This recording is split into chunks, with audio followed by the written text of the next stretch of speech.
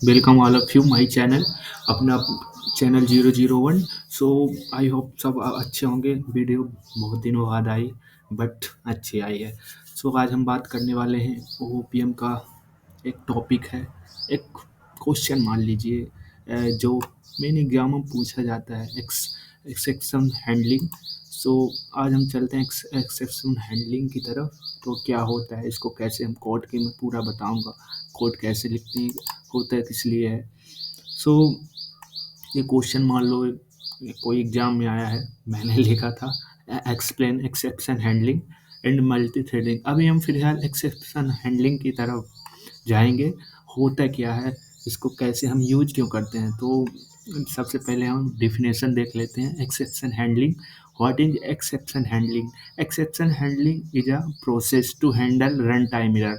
We perform exception handling so the normal flow of program can be maintained even after runtime error। मतलब क्या होता है, जब हमारा कोई प्रोग्राम होता है, वो रन टाइम में इरर होता है, या फिर प्रोग्राम में वो प्रोग्राम पूरा एग्जीक्यूट नहीं है, या फिर वो उसमें कुछ इरर है, तो इरर को फाइंड करता है और से नॉर्मल फ्लो में प्रोग्राम को मेंटेन करता है कि वो प्रोग्राम नॉर्मल फ्लो पे बना रहे। इसके लिए कुछ सिंटेक्स होते हैं। सबसे पहले हम ये ट्राई होता है। ट्राई क्या होता है? ट्राई होता है अगर हमारा कोई प्रोग्राम में हमें डाउट है कि ये एरर हो सकता है, तो हम उसे ट्राई कर देते हैं। अपन नॉर्मली जब किसी प्रोग्राम में जाते हैं तो देखते हैं कि सही है नहीं है, तो 2-3 बार हमारा रॉन्ग होता है, फिर राइट होता है। तो सबसे पहले इसमें एक्सेप्शन हैंडलिंग में हम ट्राई कर लेते हैं प्रोग्राम को लिख के।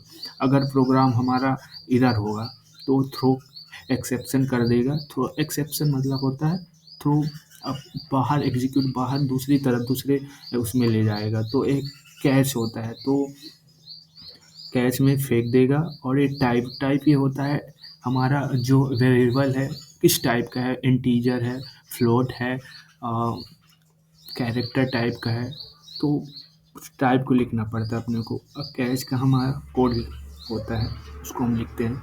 सबसे पहले देखिए ट्राई क्या आता है।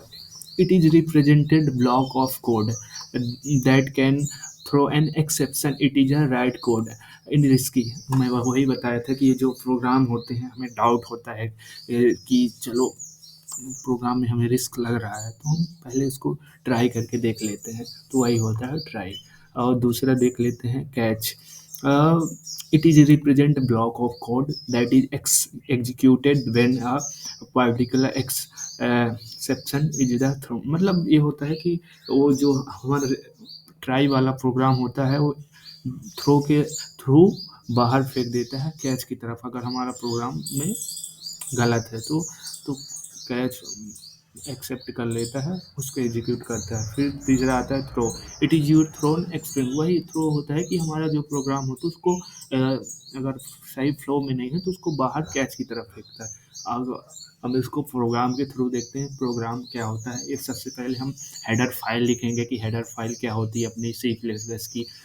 तो ये hash include I O stream using namespace S T D. फिर इंट मेन फाइल होते हैं। इसमें हम 3 इंटीजर ले लेते हैं ए बी सी नाम के। सबसे पहले फिर उनको हम काउंट मतलब इनपुट लेंगे यूजर से, इंटर टू नंबर अपन डालेंगे, फिर सीन करेंगे ए बी। फिर अब यहाँ पास अपना प्रोग्राम शुरू होता है ट्राई। अपन ट्राई किए कि यदि ए और बी, एक दो हम वहाँ से लेते हैं, इनपुट लेते हैं यूजर से, तो अगर बी होगा इक्वल टू जीरो तो थ्रो कर देगा। वो उसमें चले जाएगा कैच वाले में। अगर हमारे नहीं होता है एल्स पार्ट में, तो सी की वैल्यू आ जाएगी ए अपॉन बी, तो हमें रिजल्ट प्रिंट कर देगा। वही है कि कैच कैच मान लीजिए इंटीरियर टाइप का एक दूसरा वेरिएबल लेते हैं, तो ये अगर मैं बताया था कि अगर ये जो यहाँ पास है थ्रो बी, अगर बी जीरो की इक्वल है, अगर हम किसी संख्या को जीरो से डिवाइड करेंगे तो नहीं होगा ऑब्वियसली, तो एक कैच में फेंक देगा। वही ट्राई का काम है कि कैच में फेंक देता है, तो हमें आउटपुट में दे देगा can divide by x, return zero कर देंगे। यही इसी को हम प्रोग्राम के थ्रू देखते हैं। चलो मैं ले चलता हूँ अपने वी एस कोड में। ये रहा मेरा वी एस कोड, और से कौन सा है ये।